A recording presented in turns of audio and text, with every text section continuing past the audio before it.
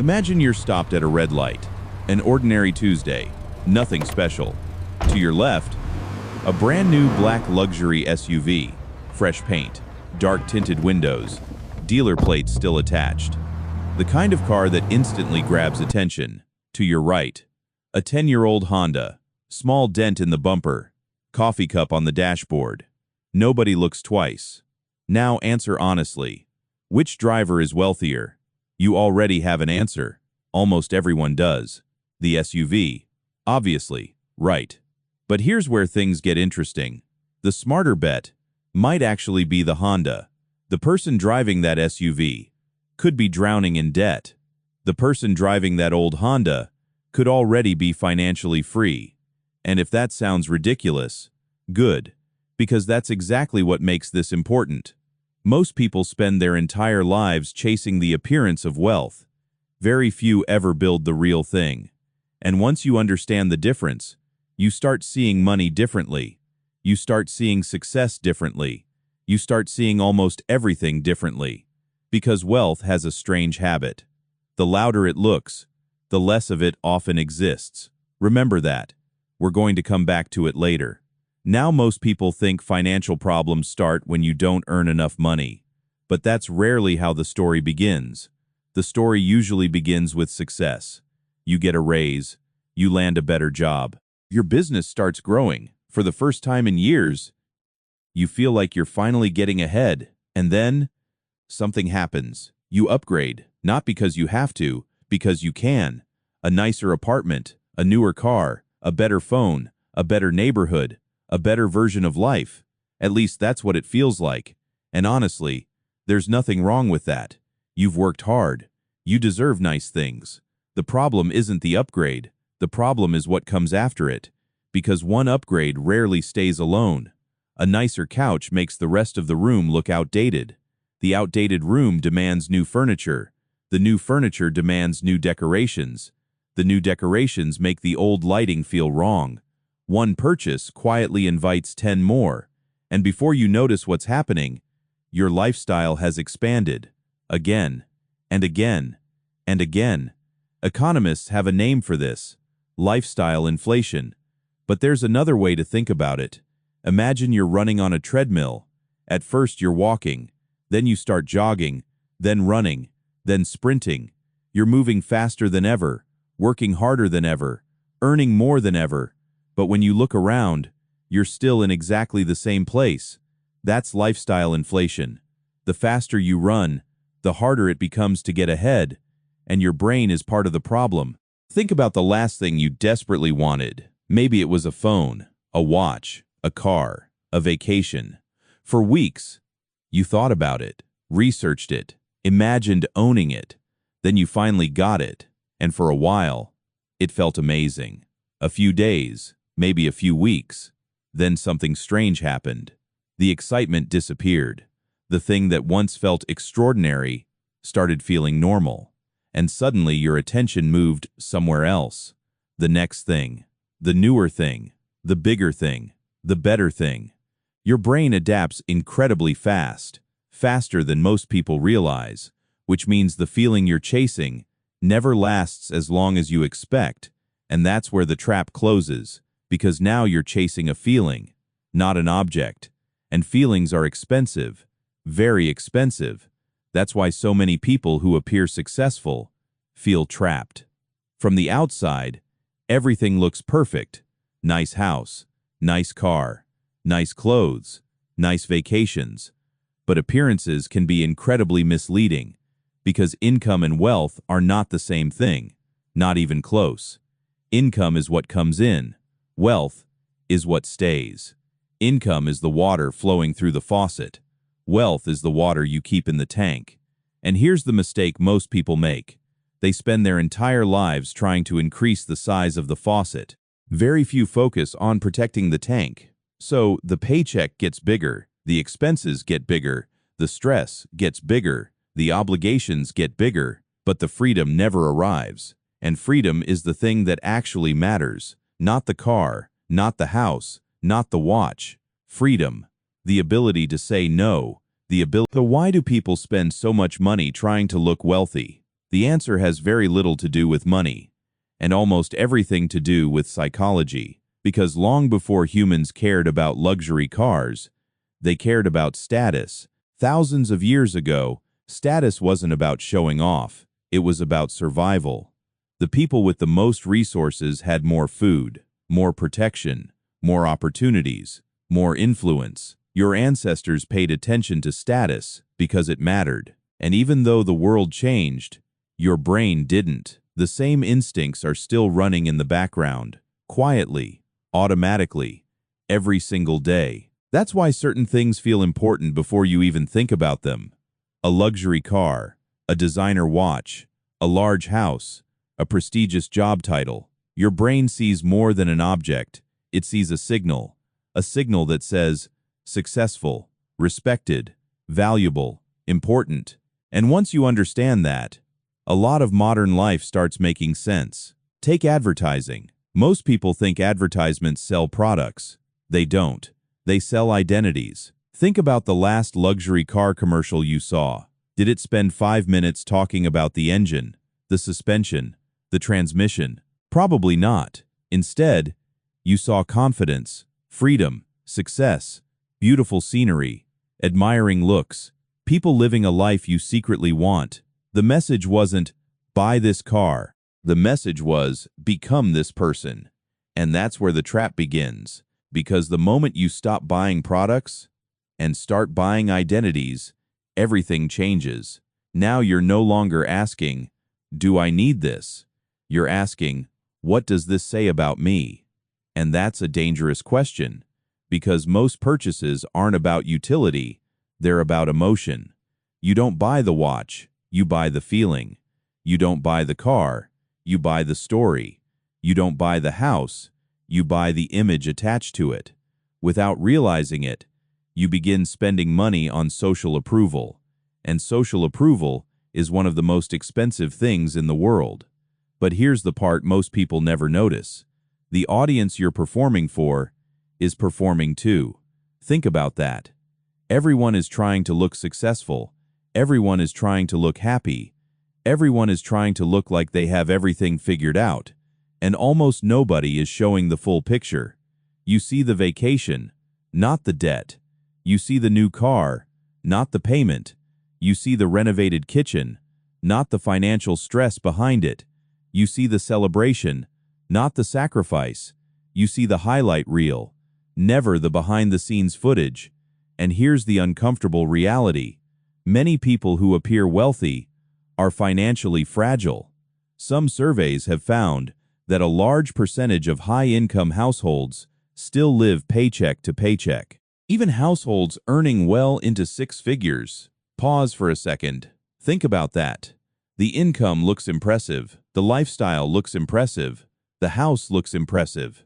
But behind the scenes, there may be very little margin for error. One missed paycheck, one medical emergency, one unexpected crisis, and the entire image starts cracking. Because appearances can be financed, freedom cannot. Remember that. It's one of the most important ideas in this entire video, because the people you're comparing yourself to may not be winning at all. They may simply be borrowing the appearance of success, and social media makes this illusion even worse.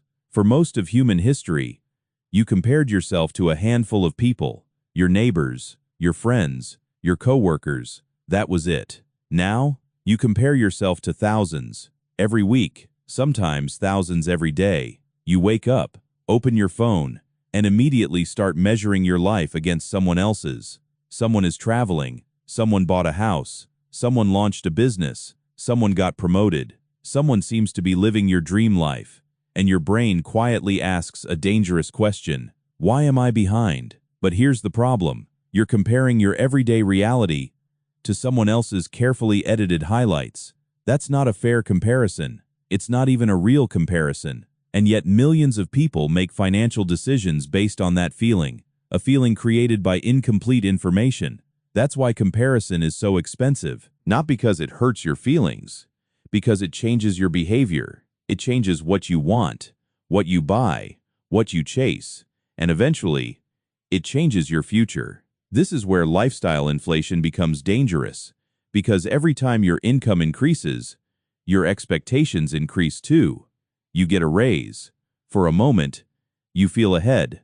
Then you meet someone making more, and suddenly you're behind again. You buy a nice car. For a few weeks, it feels incredible. Then someone parks an even nicer car beside yours, and the excitement disappears. You upgrade your home, then visit someone with a larger one, and now your home feels smaller. The finish line keeps moving.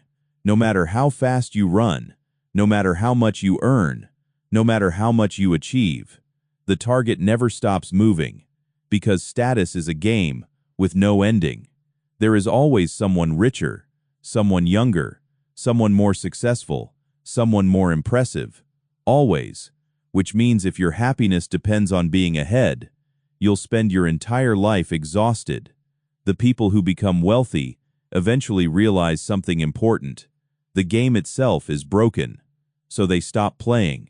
They stop measuring success through comparison. They stop chasing validation. They stop outsourcing their self-worth to strangers. And they begin asking a different question. A much better question. What do I actually want? Not what advertisers want. Not what social media wants. Not what strangers expect. What do you want? Do you actually want the luxury SUV? Or do you want freedom? Do you actually want the giant house? Or do you want security? Do you actually want status? Or do you want peace of mind?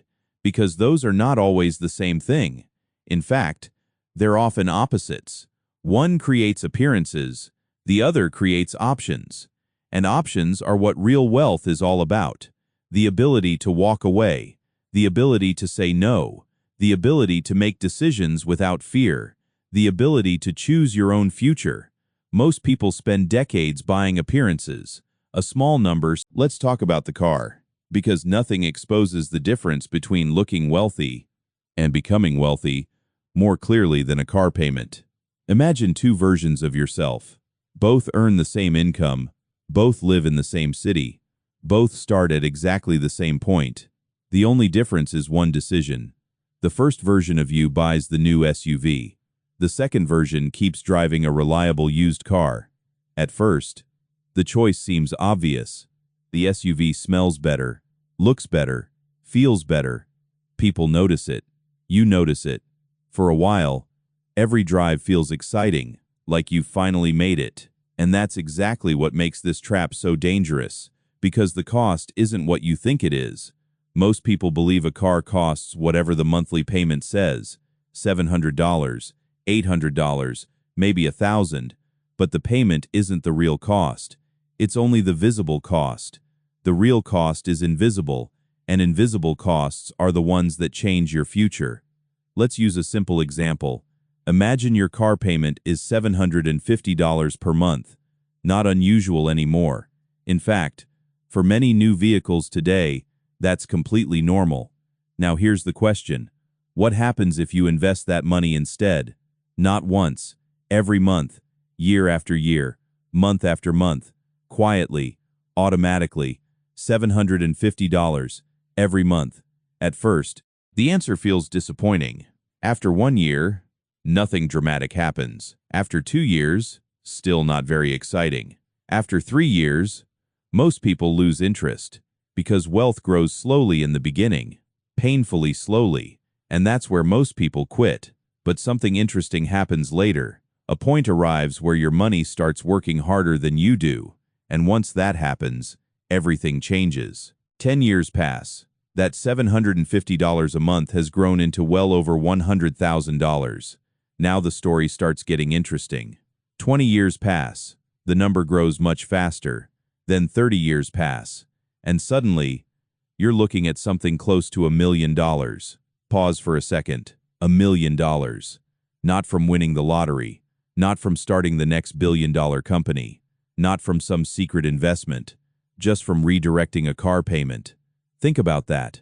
The decision was never really nice car versus boring car. That's how it looks on the surface. The real decision was a nicer car today or $1 million later.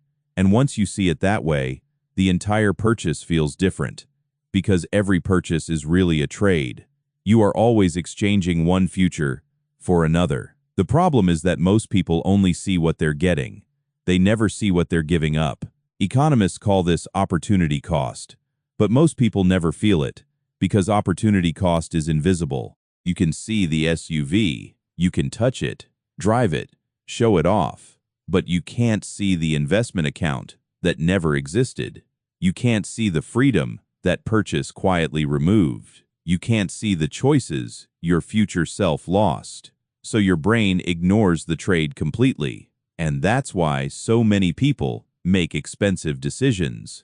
Not because they're bad at math, because they're only seeing half the equation. Imagine you're 25 years old. You have a good job, a promising future, and a choice. You can buy the impressive car, the one that makes you feel successful today, or you can drive something ordinary, something reliable, something nobody cares about, and invest the difference. For a while, the first option feels better, much better. Your friends notice, your coworkers notice, strangers notice. The second option feels boring. Nobody compliments your investment account. Nobody takes photos of your index fund. Nobody turns around to admire your retirement contributions. For years, the flashy option wins. Then something strange happens. Time enters the conversation. And time is the most powerful force in personal finance, because time doesn't care about appearances. Time only rewards behavior. The person who kept investing starts building momentum. The account gets larger, then larger again. Then something incredible happens. Growth begins creating more growth. The money starts producing money, which produces more money, which produces even more money, and eventually, the gap becomes enormous. The person who bought status still has status. The person who bought assets now has freedom, and freedom is worth far more. Remember that, because the car isn't actually the biggest trap. It's just the easiest one to see. The bigger trap is hiding somewhere else. Somewhere most people never think to look, because unlike a luxury SUV, this purchase is usually praised, encouraged, celebrated. People will tell you it's responsible. They'll tell you it's an investment. They'll tell you bigger is better. And sometimes they're right, but sometimes it's the single most expensive financial mistake a person ever makes, because a house doesn't just cost what you pay for it. It costs everything that comes with it. And that's where the next illusion begins. The car gets all the attention, but it usually isn't the thing doing the most damage. The bigger trap is the house, or more specifically, buying more house than you actually need. Now, before we go any further, let's be clear. There is absolutely nothing wrong with owning a home. For many people, it can be one of the best financial decisions they ever make. That's not the problem. The problem begins when people stop buying a home and start buying an identity, because that's when logic leaves the conversation and emotion takes over. Imagine you're house hunting. You walk through a beautiful home, high ceilings, natural light, a large kitchen, a spacious backyard. Everything feels perfect. You can already picture your future there. Family dinners, holiday gatherings, weekend mornings. The house doesn't feel like a building anymore. It feels like a dream. And that's exactly what makes it dangerous, because dreams are emotional, and emotional decisions tend to be expensive. Most people focus on a single number: the mortgage payment. Can I afford it? Will the bank approve it? Can I make the monthly payment? But those are the wrong questions, because the mortgage isn't the real cost. It's only the visible cost. The real cost is much larger. The property taxes increase. The insurance increases. The utility bills increase. The maintenance increases. The repairs increase. And this is exactly where people underestimate the price, because a larger home doesn't just cost more to buy. It costs more to own, more to heat, more to cool, more to clean, more to maintain, more to repair. Every extra square foot quietly sends you another bill, and those bills never stop arriving, month after month, year after year, sometimes for decades. But that's still not the biggest expense. The biggest expense is what comes next, because every empty room creates a new problem. An empty room feels unfinished, so you furnish it, then another room, then another. A larger living room demands a larger sofa. The larger sofa demands a larger rug. The larger rug demands new decorations. And before you realize what's happening, one purchase has quietly created 20 more. Remember the car? This is the same trap, just bigger, much bigger. I call this the lifestyle multiplier. Every major purchase pulls an entire ecosystem behind it. A luxury car demands a luxury image. A bigger house demands a bigger lifestyle. An expensive neighborhood creates expensive expectations. And expectations are incredibly expensive. Move into a wealthy neighborhood, and something strange happens. Nobody tells you to spend more. Nobody forces you. The pressure arrives anyway. You notice the driveways, the landscaping, the renovations, the vacations, the schools, the restaurants, the lifestyle, and slowly, your definition of normal begins changing. The average house becomes your reference point. The average car becomes your reference point. The average vacation becomes your reference point. Without realizing it, your spending starts chasing your environment, and that's dangerous, because comparison follows you everywhere, even after you stop comparing yourself online. Studies consistently show something fascinating. Once basic needs are met, bigger homes create far less happiness than people expect. The excitement fades, just like the car, just like the phone, just like every other upgrade. But the payments? Those tend to stay for years, sometimes decades. Think about that. The happiness is temporary, the bills are permanent, and that's why two families with the exact same income can end up in completely different financial situations. One family buys what they can comfortably afford, the other buys what they think successful people should own. 10 years later, the gap is enormous, not because one earned more, because one needed less, and needing less is a superpower. The person who needs less can save more, invest more, take more opportunities, recover faster from setbacks, sleep better at night, and most importantly, they have options. The person who needs a massive income just to maintain their lifestyle has very few options. They can't easily slow down. They can't easily walk away. They can't easily take risks. They're trapped, not by poverty, by overhead. And that's one of the most overlooked financial risks in the world. Most people think wealth is about earning more. The wealthy understand something different. Wealth is often about needing less, because every dollar you don't need creates flexibility, and flexibility creates freedom. Which brings us to a question almost nobody asks. What is wealth actually for? Seriously, think about it. Why do you want more money? Most people never answer that question. They simply assume more is always better, so they keep chasing. A bigger paycheck, a bigger house, a bigger lifestyle, always bigger, always more. But eventually, more stops improving your life and starts controlling it. The people who stay wealthy understand this. They understand the difference between enough and more. Most people spend their entire lives moving the finish line. They tell themselves, I'll be happy when I make this much. Then they get there and immediately move the target again and again and again. So let's make this practical. Everything we've talked about so far is useful, but information alone doesn't change your life. Action does. And the people who quietly build wealth tend to follow a surprisingly similar playbook. Not because they're smarter, not because they earn more, because they've learned a handful of habits that keep them from sabotaging themselves. Let's start with the first one, the most important one. Separate your income from your identity. This sounds simple, but it's incredibly powerful. Most people treat a raise like a promotion in life.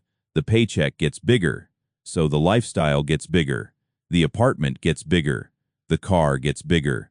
The spending gets bigger. Everything expands.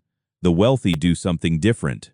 When their income rises, their lifestyle barely changes, at least at first.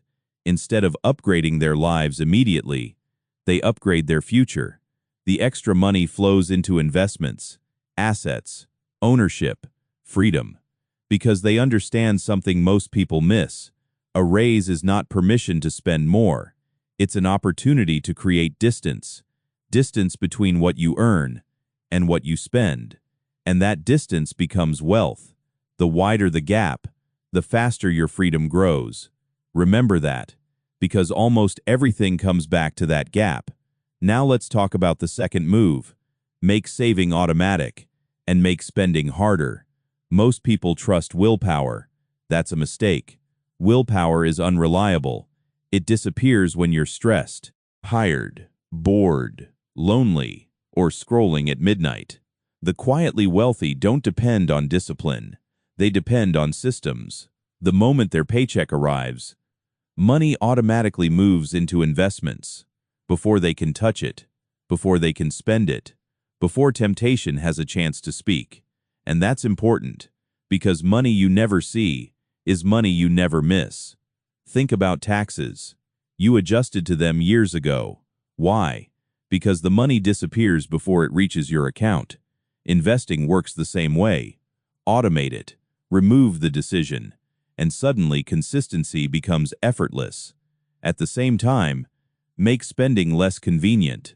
Delete shopping apps, remove saved credit cards, unsubscribe from promotional emails. Create friction. Even a small delay changes behavior. A 24-hour waiting period sounds insignificant, but it quietly destroys a huge percentage of impulse purchases. Because most urges fade, most cravings disappear, most wants don't survive a little time. The trick isn't becoming stronger than temptation. The trick is avoiding temptation entirely. Now let's move to the third habit. Drive it until it dies. And not just your car, almost everything. Because one of the fastest ways to stay broke is replacing things that still work. Not because they're broken, because you're bored. A phone works, but a newer one exists. A car works, but a shinier one exists. A watch works, but a more expensive one exists. The wealthy define broken differently. Broken means it no longer performs its job. Not that something newer appeared. Not that trends changed. Not that neighbors upgraded. Until it stops doing its job, it stays. This sounds small, but over a lifetime, it creates an enormous difference, because upgrades are rarely isolated. Remember the lifestyle multiplier? One upgrade usually creates another, and another, and another. The people who become wealthy understand this, so they interrupt the chain before it starts. Now here's the fourth move. Test before you commit. This single habit can save you thousands, maybe hundreds of thousands, because people love buying identities, especially new identities. You decide you're going to get into photography, so you buy expensive camera equipment. You decide you're going to start camping, so you buy expensive camping gear. You decide you're going to learn guitar, so you buy professional equipment. Then 3 weeks later, the excitement disappears. The gear remains. The wealthy approach new interests differently. They treat enthusiasm as a hypothesis, not a fact. They rent first, borrow first, test first. They prove the habit before buying the equipment, because most interests fade, and it's much cheaper to discover that early. When the interest survives, then they invest, not before. This one rule alone eliminates an incredible amount of waste. Now let's talk about the fifth move. Define enough before the money arrives. This might be the most important idea in the entire video, because most people never define enough. They define more, and more has no ending. Imagine two people. One earns $80,000 per year. The other earns $300,000. Who becomes wealthy faster? Most people assume the second person, but that's not always true, because the answer depends on one thing. Where is enough? If the person earning $80,000 spends $60,000, and the person earning $300,000 spends $290,000, the lower earner wins every single year. Because wealth isn't built from income, it's built from surplus, what remains after spending. The wealthy understand this deeply. They decide what kind of life is enough, what kind of house is enough, What kind of car is enough? What kind of lifestyle is enough? And once they've reached it, they stop moving the goalpost. That's the key. They stop moving the goalpost. Most people never do. And that's why they stay trapped. Finally, the sixth move, the hardest one. Mute the comparison feed. Because comparison is the engine behind most unnecessary spending. Think about how many purchases begin with exposure. You see someone else's vacation, then you want a vacation. You see someone else's car, then your car feels old. You see someone else's house, then your house feels smaller. The comparison creates dissatisfaction. The dissatisfaction creates desire. The desire creates spending. The spending delays freedom. That's the cycle. And social media accelerates it every single day. The wealthy don't necessarily avoid social media, but they understand what it is. A highlight reel, a performance, a carefully edited presentation, not reality. So they stop measuring themselves against strangers. They stop chasing lifestyles they don't actually want. Let's go back to the red light. The same intersection, the same two drivers, the same question. On your left, the brand new black SUV. On your right, the old Honda. At the beginning of this video, you probably thought you knew who was wealthier. Most people do, because we've spent our entire lives being taught that wealth looks expensive. The bigger house, the nicer car, the luxury watch, the designer clothes, the visible signals. But now, you know something most people never learn. Wealth and appearance are not the same thing. In fact, they're often moving in opposite directions, because every dollar spent proving success is a dollar that can no longer build freedom. And freedom was always the real goal. Not the car, not the house, not the watch. Freedom. The ability to wake up and choose. The ability to walk away. The ability to say no. The ability to spend time how you want, with who you want, where you want. That's what money is supposed to buy. Yet most people spend their lives chasing symbols instead. Think about two coworkers. Same age, same education, same salary. One spends every raise, every bonus, every increase in income becomes an increase in lifestyle. The other invests first, saves first, builds assets first. For years, the spender appears to be winning. Everyone notices them. Everyone admires them. Everyone assumes they're successful. The investor is almost invisible. Nobody compliments an index fund. Nobody takes pictures of a retirement account. Nobody celebrates delayed gratification. And that's why wealth is so hard to recognize, because wealth grows quietly, very quietly. No applause, no headlines, no attention, just consistency, year after year, decision after decision. While everyone else is focused on appearances, the quietly wealthy are focused on ownership. Ownership of assets, ownership of time, ownership of choices, and eventually, the gap becomes impossible to ignore. One person has a lifestyle, the other has freedom. One person owns expensive things, the other owns their future. One person built an image, the other built a life. And that's the difference. The goal was never to look rich. The goal was to become rich. Actually, let's go one step further. The goal was never even to become rich. The goal was to become free. Because freedom is what wealth really means. No panic, no constant pressure, no feeling trapped, no need to impress strangers, no need to prove anything.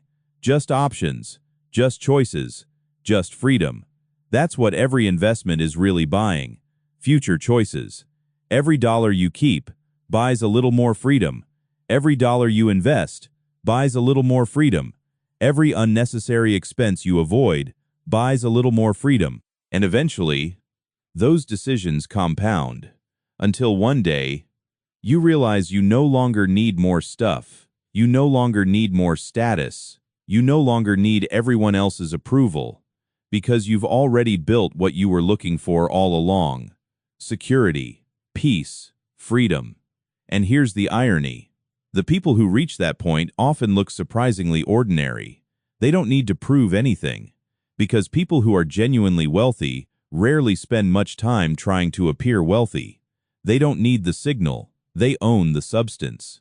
So the next time you're sitting at a red light and a luxury SUV pulls up beside an old Honda, remember this: the most valuable thing in that intersection might be completely invisible, because real wealth isn't what people see,